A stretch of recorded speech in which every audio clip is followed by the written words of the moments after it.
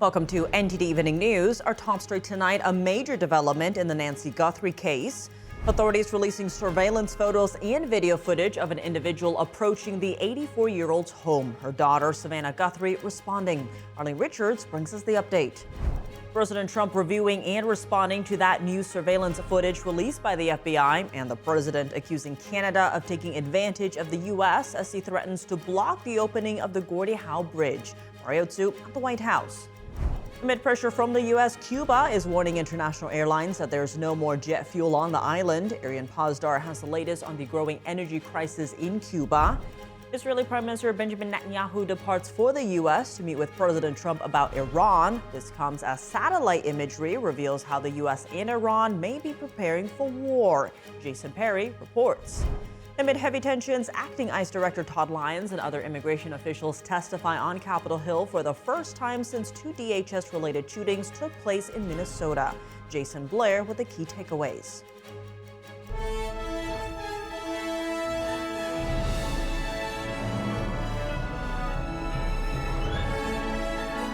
This is NTD Evening News, live from our global headquarters in New York City. Here's Tiffany Meyer.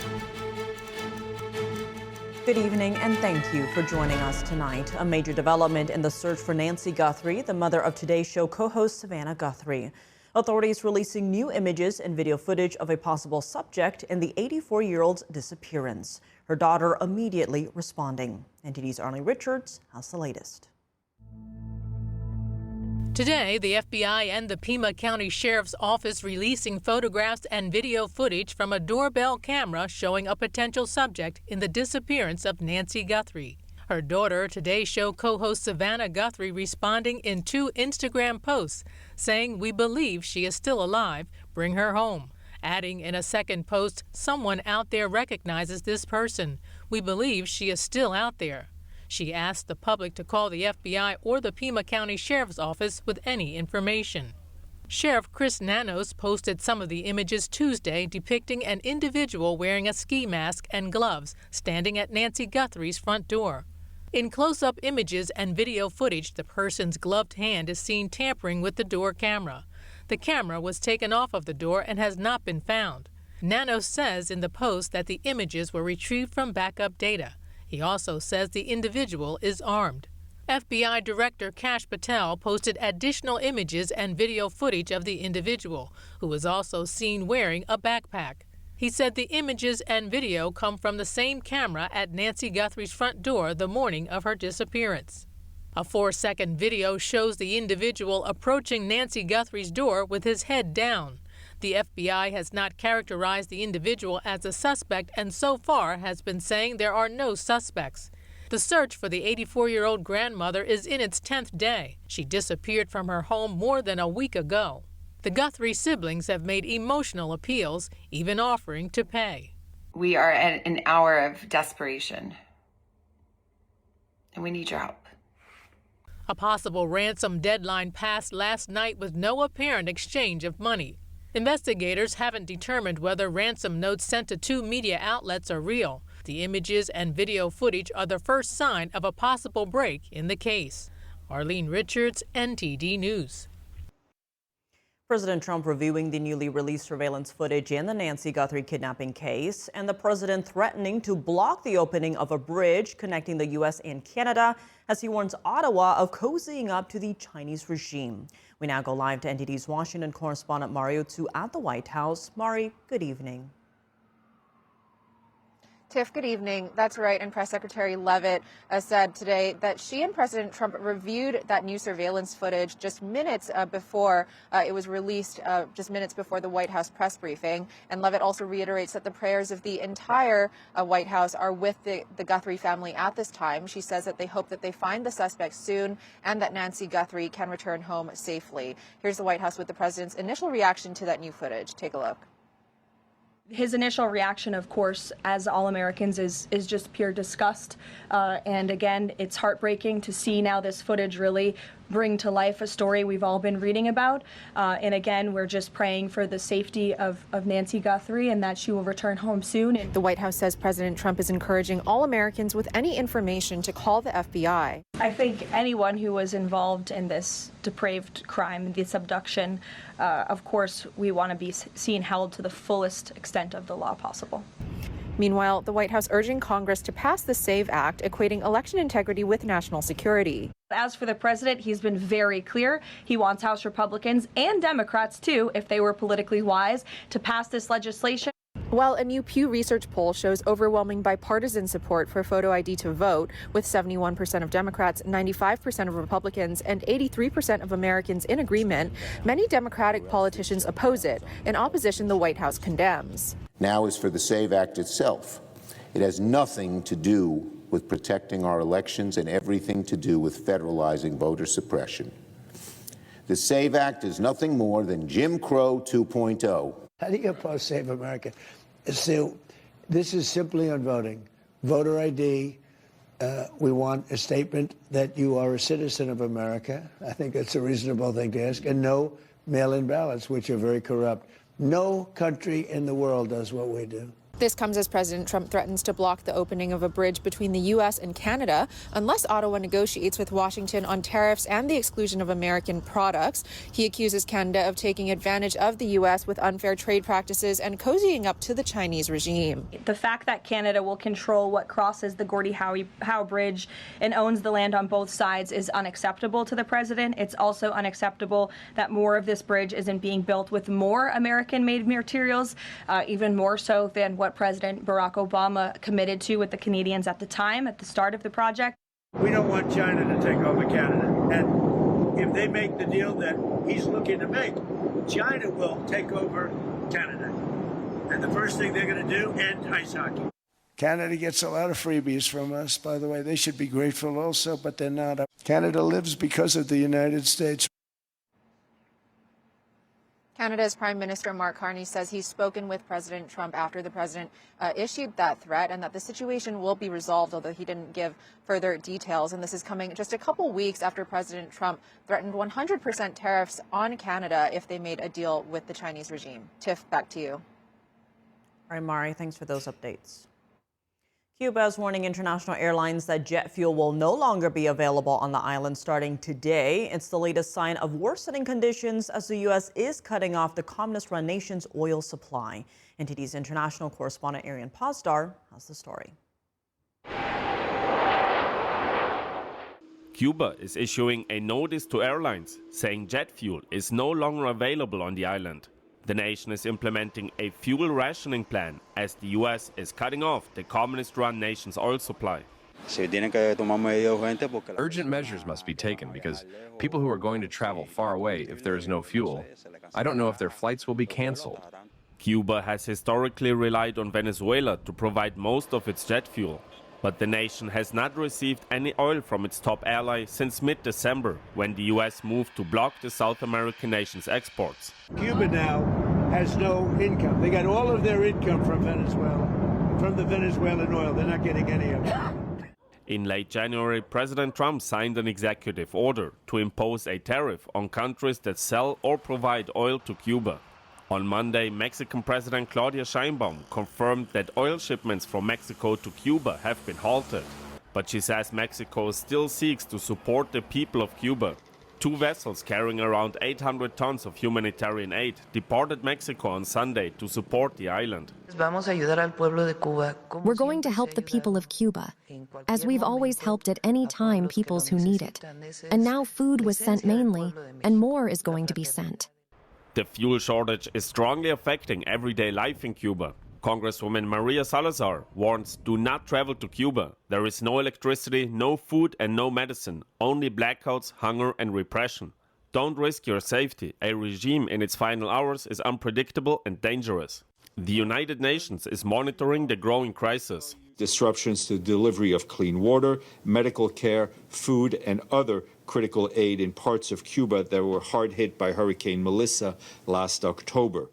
The UN is seeking funding for a $70 million plan to help families recover from the aftermath of the hurricane. So far, the aid package is only 23% funded.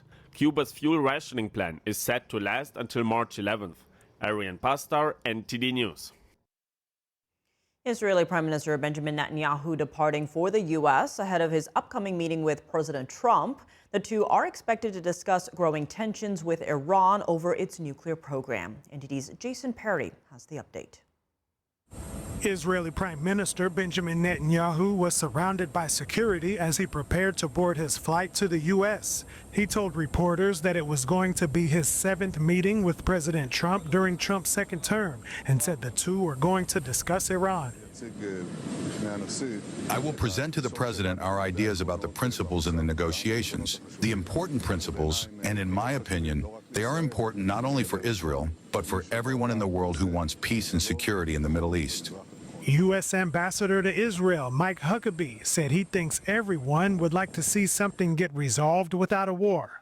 It'll be up to Iran. They insist on holding nuclear weaponry and enriched uranium, and I think the president's made it very clear that's not acceptable. On the same day, Iran's top security official Ali Larijani met with the leader of Oman, where last week's talks between the U.S. and Iran took place. Larijani said this during an interview with Oman state-run media. From the beginning, we believe that war does not resolve matters between the two countries, and the regional disputes between Iran and the West must be resolved through dialogue. This comes as both Iran and the U.S. are preparing for a possible war if Iran cannot reach a nuclear deal with the U.S. According to satellite imagery analyzed by Reuters, U.S. forces at Al Udeid military air base in Qatar put missiles into truck launchers, giving the U.S. military the ability to move the missiles more quickly if necessary. And according to the Jerusalem Post, experts reviewed satellite imagery of an Iranian nuclear facility and said Iran was preparing for the possibility of a U.S. strike by covering the entrances to the facility with dirt. Meanwhile, Netanyahu also said he's planning to discuss the Gaza Strip with President Trump as well. Israeli forces and the Hamas terrorist group have reportedly continued to attack each other despite the ceasefire. However, according to the spokesman for Indonesia's president, a proposed multinational peacekeeping force for the Gaza Strip could total about 20,000 troops. And Indonesia estimates that it could contribute up to 8,000 troops to the Gaza Strip. Jason Perry, NTD News. Officials from ICE and Customs and Border Protection testify on Capitol Hill amid tensions surrounding immigration enforcement operations. Republican lawmakers are stressing the importance of having so-called sanctuary cities communicate with ICE, while Democrats are calling on Homeland Security Secretary Kristi Noem to resign. NTD correspondent Jason Blair has the takeaways. Enforcing immigration law is not optional. We must take the temperature down and look at the record of enforcement actions through rational eyes. Following tensions and social unrest in Minnesota and other parts of the country, House lawmakers brought in immigration officials to testify on Capitol Hill. Rep. Ryan McKenzie says that in many areas, jails aren't telling ICE when illegal immigrants are being released, so ICE can come to the jail and arrest them for deportation.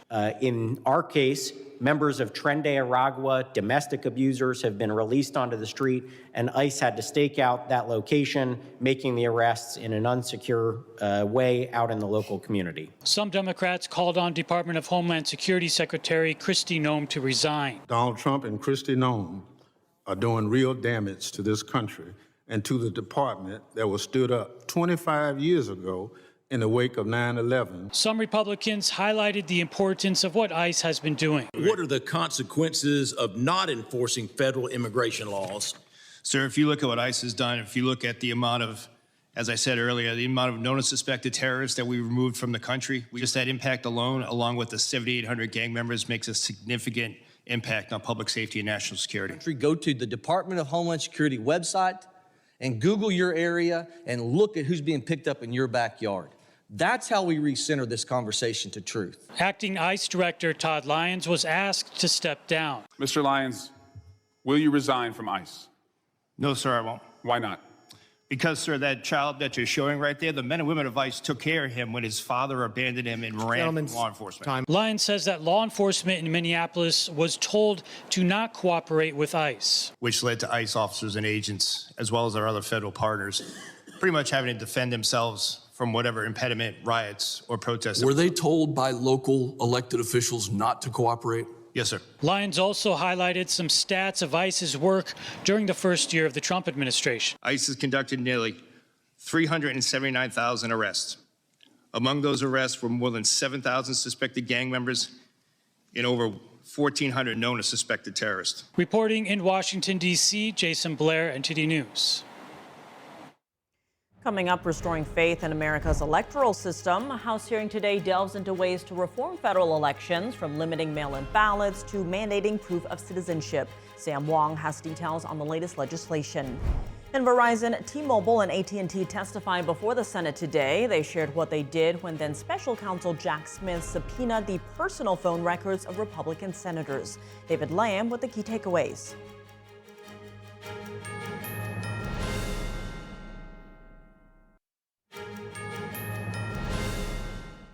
Welcome back. I'm Tiffany Meyer. The supporting affidavit for the warrant to search Fulton County election records has now been unsealed. The 22-page affidavit cites several alleged irregularities in Fulton County's handling of the 2020 election.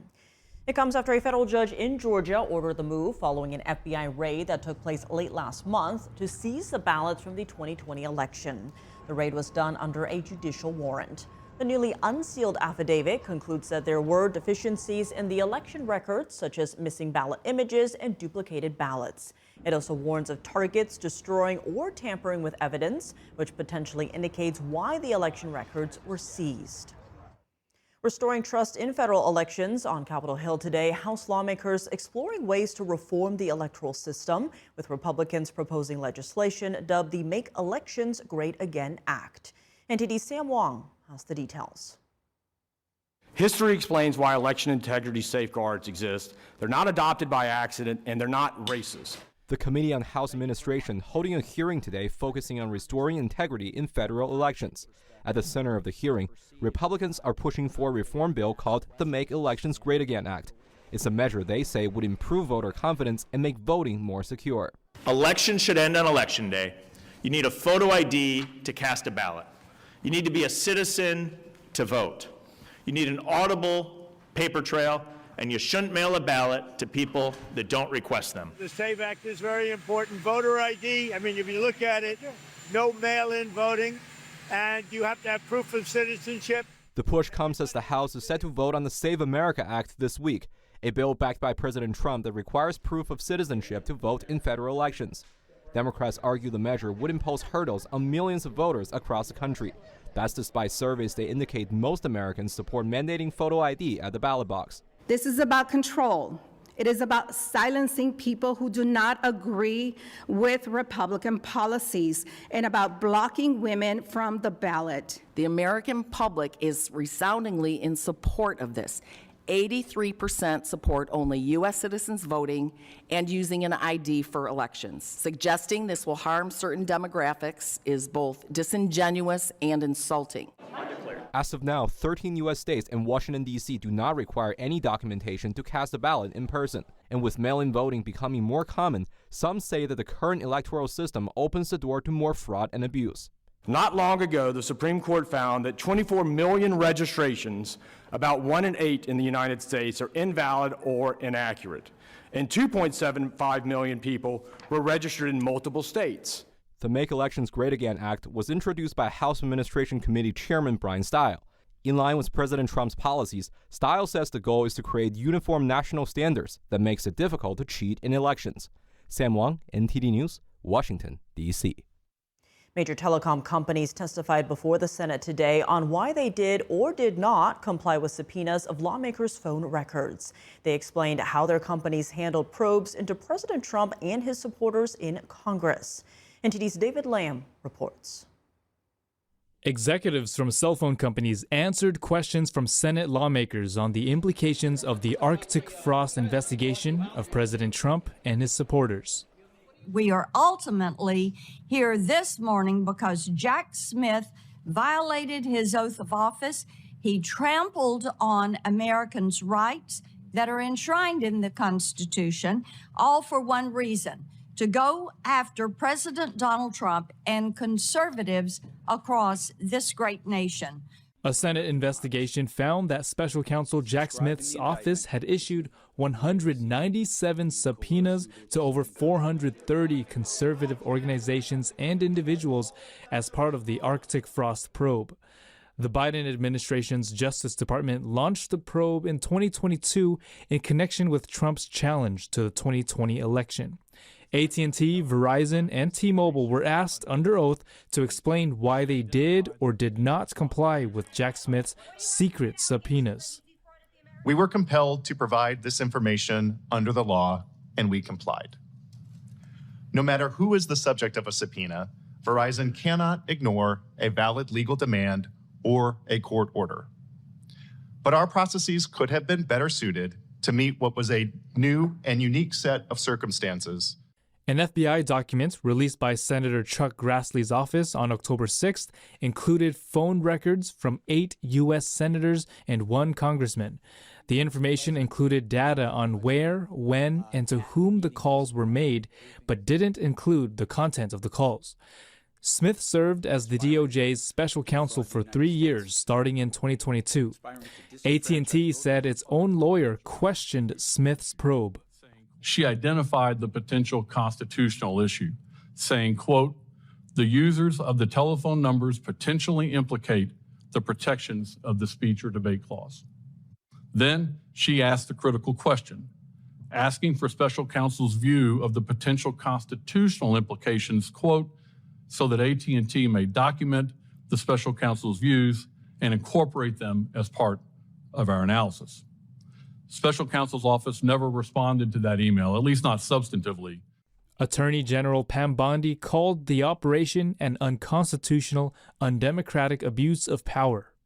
I'm interested in why you didn't do any of the basic investigation. Ask a question, you get a subpoena for all of these numbers, and your testimony is you just handed over the documents, you didn't do anything?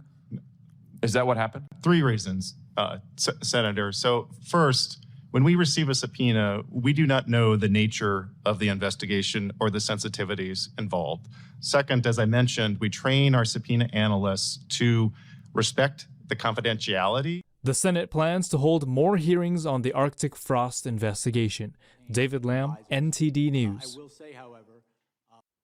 Coming up, a federal judge has sentenced a Southern California man to 4 years in prison in a case tied to the Chinese regime. Prosecutors say he also worked on a local city council campaign. Christina Corona reports.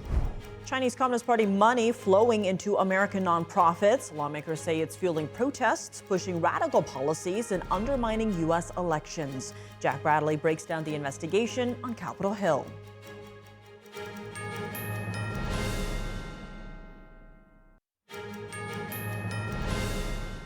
Welcome back. I'm Tiffany Meyer. A Southern California man is headed to federal prison after prosecutors say he secretly worked as an agent of the Chinese regime.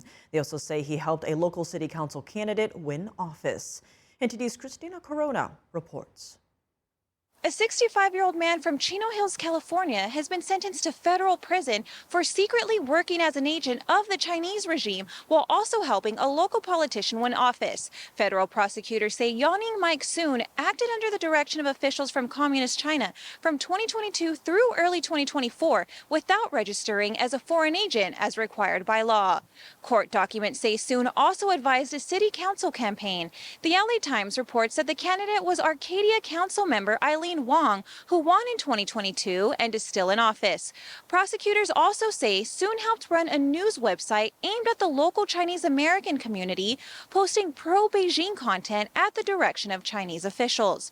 Prosecutors say his work included targeting Falun Gong, a spiritual practice banned in China, which has many adherents here in Southern California. Investigators say Soon also closely tracked the April 2023 visit of Taiwan's then president, Tsai Ing-wen, to Southern California and sent real-time updates on her movements directly to representatives of the Chinese regime. After Soon's arrest, the city of Arcadia said he had no official connection to the city and that Councilmember Wong was not charged. Soon's defense argued he didn't know he was required to register as a foreign agent and asked for a lighter sentence. First Assistant U.S. Attorney Bill Asaley said in a statement, federal law enforcement will not allow hostile foreign nations to infiltrate the governance of our nation's political bodies. Soon has been sentenced to 4 years in federal prison. Christina Corona, NTD News. On Capitol Hill today, House lawmakers are sounding the alarm over foreign money flowing into American nonprofits.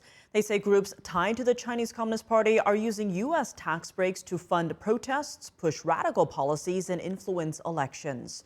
NTD's Washington correspondent Jack Bradley has the details.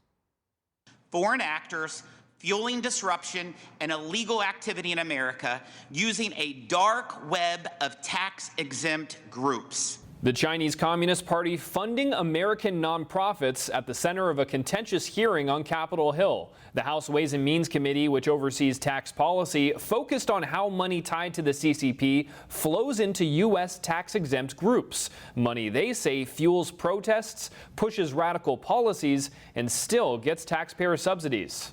The People's Forum, an American tax-exempt group, hosts events and courses pushing Communist Party propaganda, incites violent protests and riots. Operate YouTube channels to reach youth. Others operate fake news websites. Still more, lobby Congress. Federal property vandalized at Union Station, American flags burned and police officers assaulted, airports blocked at JFK and LAX. This is not grassroots protest.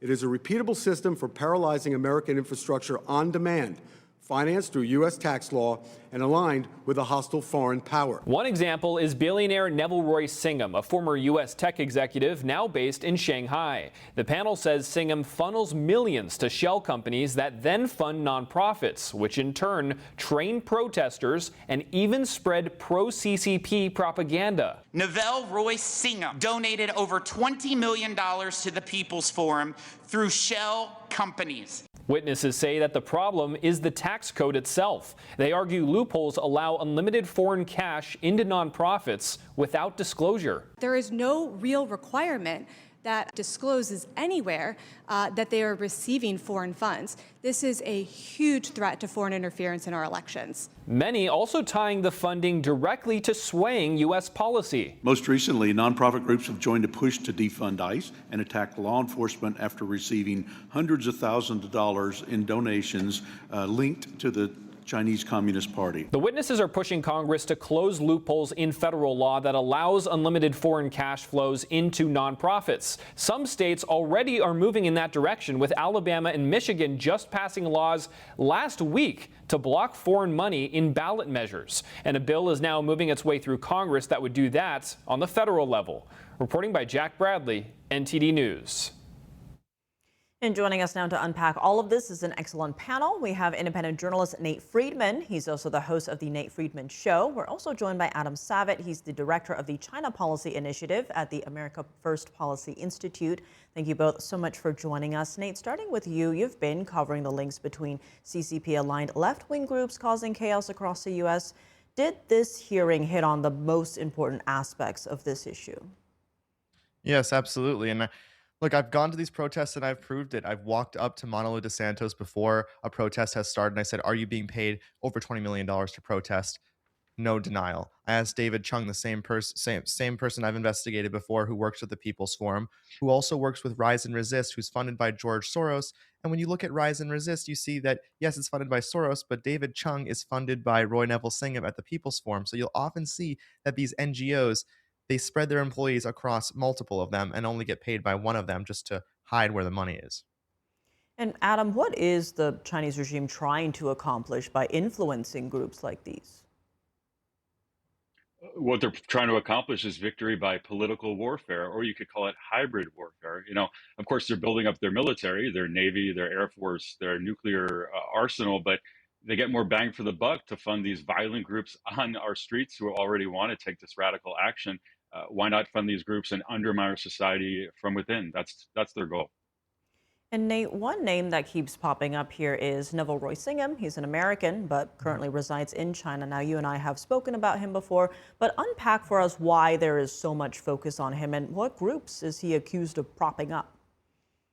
Yeah, there's so much focus on him because if you just look at New York, if you were to get rid of the People's Forum, if the People's Forum didn't exist, you wouldn't see over 90% of the protests that you see in New York. And I don't know if the camera can see this, but you can see in the same day, say January 20th, Stop ICE Terror, and then you can see on the same day, it's a Free Palestine. So they're double dipping on these social causes. You can see that's that's how that's how it's going on.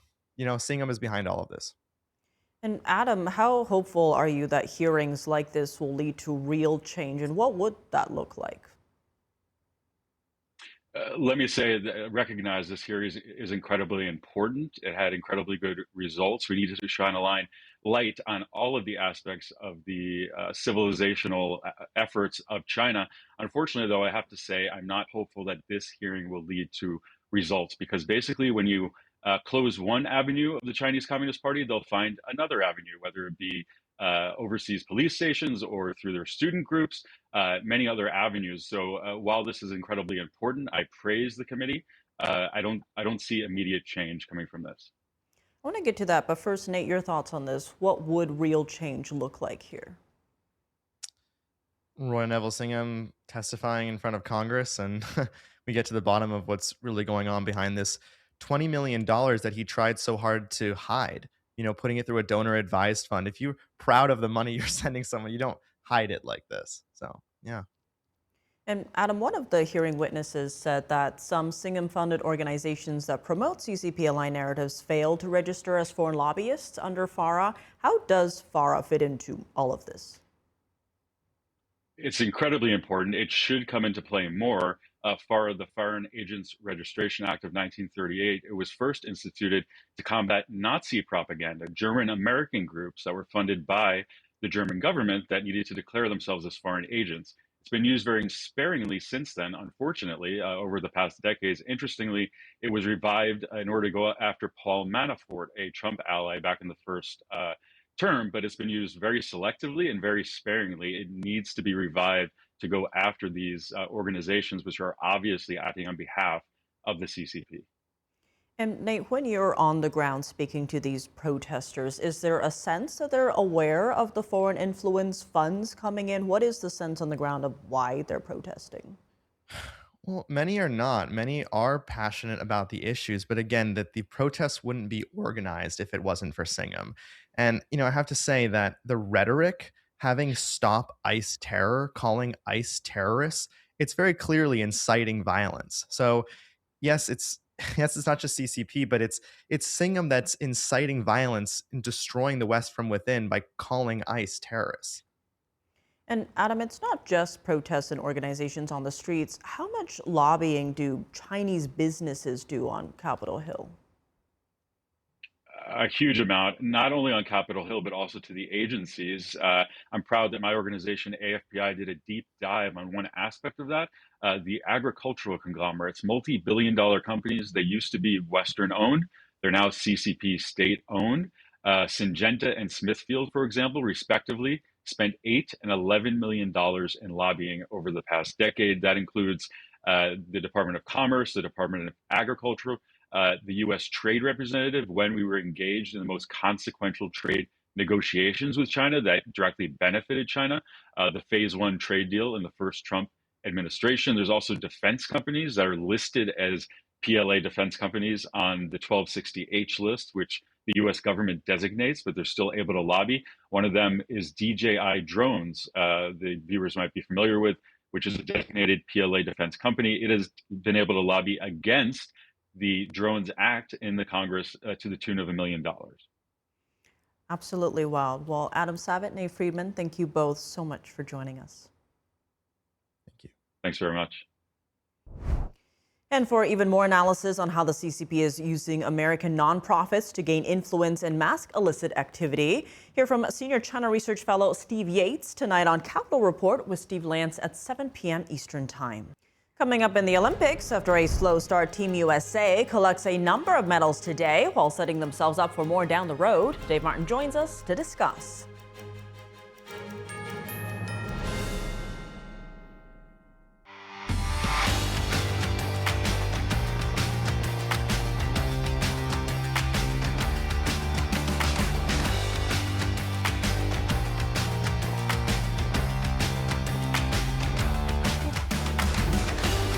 And now for your sports news, we're joined by NTD's Dave Martin. Dave, the Olympics are continuing, so let's get right to it. 10 medals up for grabs today in the Olympics. How did Team USA fare? They fared well, Tiff. Let me tell you here. Let's run down some of the medals won by Team USA today. There were 5 in all. First, defending gold medal champion Alex Hall took silver in the men's free ski slope style run, so congratulations to him.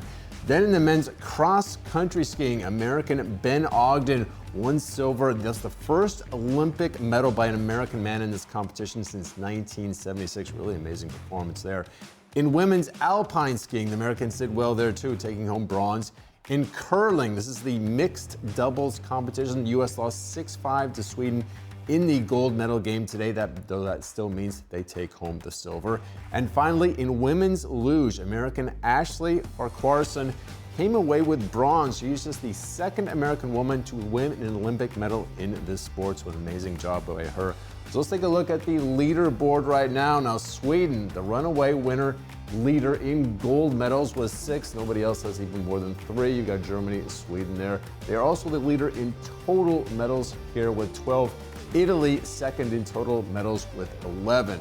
The U.S. right now, according to the leaderboard, they are in 5th place. You've got 2 golds, you've got 3 silvers, and 2 bronze medals. So that's 7 in all for Team USA. Now, FYI, we are through 27 of the medaling events out of 116, so we're just a quarter of a way through the game, so a whole lot more medals to be awarded, although I will tell you, Norway technically, historically does very well in the Olympics, you know, a cold weather country over there, so we're at a bit of a disadvantage. This isn't like the summer games. We're close here though, so. I was gonna say, looking at that leaderboard, looks pretty snowy. It's not looking great for the U.S. as far as catching Norway, but for being a, not really a cold weather country, we do pretty well too. All right, well, elsewhere at the Winter Games, Team USA's women's hockey team had a pretty big win today. Yeah, the Americans beat the Canadians 5-0. Now, that is their largest margin of victory over their rivals from the North in the Olympic Games, in the Olympic play anyway. Now, this was a preliminary round game. The quarterfinals don't start until this weekend. I'm sure Canada and USA will be in it. But if history is any indication, this is a preview of the gold medal game. Now, women's hockey was not an Olympic sport until 1998. It's been dominated by these 2 countries. 6 of the 7 gold medal games have come down to U.S. versus Canada. Canada has won 4 out of those 6 times. Now, right now, Team USA absolutely cruising through the competition. Through 4 games, they have outscored their opponents by a score of 20-1. They've won all 4 games, of course, so things are looking good for Team USA, although I don't want to get my hopes up too much.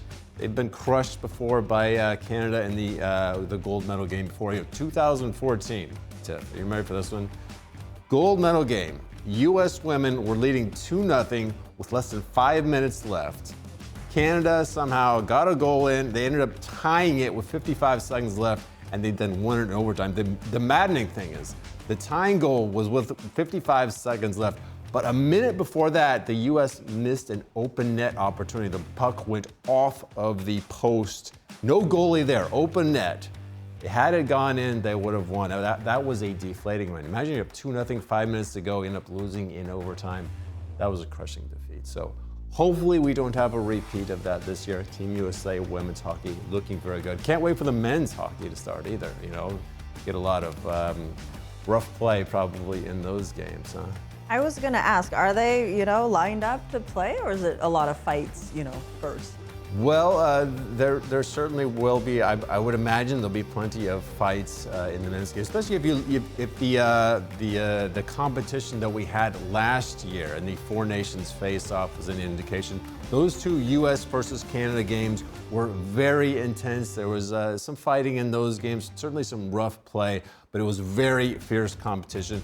Canada ended up beating us in the end anyway. We beat them the first game, but then for the one that counted, they beat us. So either way, though, I just like those, really intense competitions. And U.S. versus Canada in hockey is always intense, even if they usually come out on top.